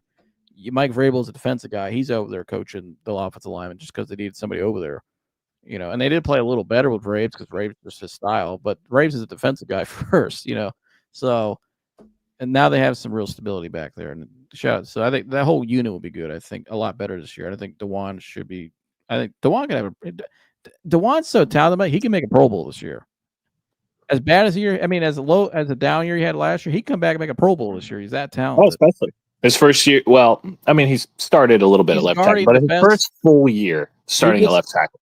And he gets to guard the best pass rusher in the world every day. I mean, what better preparation do you get to that? And he stood him up a couple times Yeah, in camp. I've never seen a guarded- left tackle do that. In 4 years, Jed never did that shit to Miles, ever. That's what I'm saying. And DeJuan Here, you do it once I against watched Miles on the DeJuan. press. I watched DeJuan in high school and college at Ohio State. That guy, he's a dog. He competes. He's not some punk. He's not going to get pushed around. He gets, you know what I mean? He's going to try to win every rep. He gets beat, he's going to come back trying to win the next one. That's what we need. Against possibly not just the best defensive end, but one of the best football players in the NFL, Myles Garrett, every day. You got that. I mean, he gets that every day. Whoever he goes up against ain't going to be Myles Garrett. So, no. I mean, that's And going he to put TJ Watt in the ground his rookie year a bunch of times. Yeah, second game. He just saying. Played pretty well. Second game, just put him in the ground. Played pretty well. I remember that. He was pretty good that game. Sorry, Pops. He said, sorry, Pops. I ain't do what I was supposed to do fully, but we'll live to see another opportunity. I love. Talking about what Shedeur said tonight. Yeah, Shedeur. Yeah, Shedeur quote. Yeah, he said, sorry, Pop. I love that. I like that the kids. Did you see when she went off the interview, the camera was still on him, and she was talking to him off to the side, and I think I heard her say, "Why did you say sorry? What are you saying sorry for?" And he was just kind of like, "Meh, I don't feel like I played like I gotta get better." Like, I mean, it was okay. And I was sitting there with my uncle. We were watching that. My uncle looked at me and he was like, "This kid's so calm. Like he's just so chill. Like he's just kind of like, I gotta get better." Like I love that mentality. A lot of guys tonight could have been. I'm not going to say any names, Mike. We saw some guys here in the past years where they had some good games, Mike, and they were going to the media press conference saying a little too much. Waking up feeling dangerous. Saying a little too much. And he's not like that. He's going right back to the drawing board and getting right back to work. I like that mindset. That's if I'm looking for a quarterback, I want that mindset. Yeah, absolutely. I've always, following Shedeur, man, he is just an awesome dude. Like he's an awesome young man, bro. My favorite moment tonight was when they had that bad drive in the second. Well, when they were having a good drive, then it stalled in the second quarter, and they had to punt it away. And they went to the camera to him on the sideline, and he's down on his knees, or squatted down, and he just looked pissed. He was staring out at the field, and he just looked like we just gave away that drive. We just gave he just looked pissed, and that's that was my favorite moment from tonight, Mike. Because I love that. A lot of guys, like I said earlier, they walk back to the sideline, they grab their little tablet, and they sit there, act like, and like just simple, the typical shit we see. He walked over there, was kind of like, this is first game. He's just like, this is unacceptable. Like, we got to be better. I'm like, you want to change a culture? That's how you change a culture. And he's the first guy out there at practice, warming up. First guy out there in the field every day, doing his routine, same routine that he had in college. I mean, Myles Garrett's taking time out of his day after practice to go help this kid with certain things. I think Myles doesn't do that for everybody. I seen the joke who's sitting there with his arms around him tonight, laughing and smiling, like, "Damn, kid, you were out there just throwing some dimes. I can't wait to catch those pass." Like, you know what I mean? Like these guys, he's setting the standard that Myles Garrett talked about, Mike, that needs to be set. He's fitting that mold. Yeah, actions are he showing. Really is. Thank you for the insight. You're always humble. Love you, brother. Good to see you. He said, "Let's go, Mike." Laying down a smackdown. Fire. You either love it or y'all better be called out by Mr. Mike. Mr. Mike. I'm graying beard, bro. I guess I'm a Mr. now. Rodney earlier said that we were the dynamic. He said Mike and Joe are the dynamic duo. I don't know if you saw that. Yeah, Batman and Nightwing. I'll take Nightwing. I'm gonna be Robin, but I will take Nightwing. Shout out to all comic fans out there who know who Nightwing is. Shout out to Wally, my 330 fan. He lives in Akron too. He said, "Hope on Wednesday I will have IG, but I am here." Yeah, Wally, you've been getting kicked off all these. We were in a group chat, Mike. He's had like 3 different accounts this week. They all keep disappearing. I don't know what's going on. Elevated Wally. I think Wally's been tuned. I think, like you said, tuned and humble. Wally's been going off on some people, and he keeps getting his accounts banned.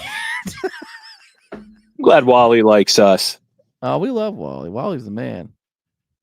Shout out to you, Wally. Good to see you, brother. He said, and Wally's getting the microphone and stuff. He's gonna be joining us soon, Mike. He's gonna be up here and giving his takes. I can't wait to see that. And he said, I knew Sanders was ready in his pregame. Oh yeah. You hear what Dion said today? He spoke to me earlier. He said that it's gonna be something. What did he say? Something special out there tonight, or Yeah, he's treating this like a real game. yeah, like he said something like it's gonna be. He said like basically after the game tonight, you're gonna know. And I was like, okay, well, we know now.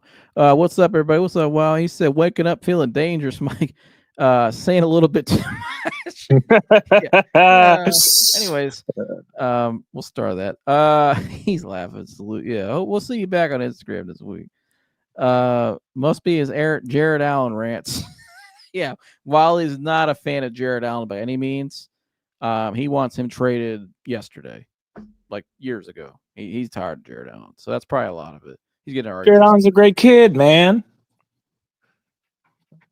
Great kid. Who else did you say was a great kid that we talked about earlier? Yeah. I had to pray that because that was one of your classic rants you ever went on. Yeah, that was a good. That was 2 years ago. People were hard as hell on that dude. Like, I got it at the time, and here, when it's time to part ways, it's time to part ways. But when a young man's figuring some shit out, I always will extend it. Yeah, but yeah, that's when he's a good kid. A good kid. Good kid. He just got married too. Shout out to Jared Allen. Shout out Jared Allen and his marriage. Yeah, just got married. Tune, why you have to say it? Oh, talk about him. Folks, if you're watching and you're new, please hit that subscribe button. We're only a couple away, I know. Yeah, we just how many are we now? Did we gain one? Did we get we're 2 away, Mike. We are 2 subscribers. 2 subscribers away from 500. Please, gentlemen. Please, we are 2 subscribers away from 500. Viral Authority, welcome on in. If you have not subscribed, we're all for it tonight. Put the wrist up, Mike. You got your wrist up, Mike? We're all for it. You know it. I got all 3 of my wrists up right now. Yeah. Please subscribe. We are 2 away from 500, and we've been rocking with Shedeur all night. We've been partying, doing this all night. As soon as I left my uncle's house, Mike, he was like this. He goes, all season. he's already all excited. He said, I'm already sub. Oh, appreciate you, my brother. Thanks for subbing. Shout out to all the subs, Mike. Shout out everywhere.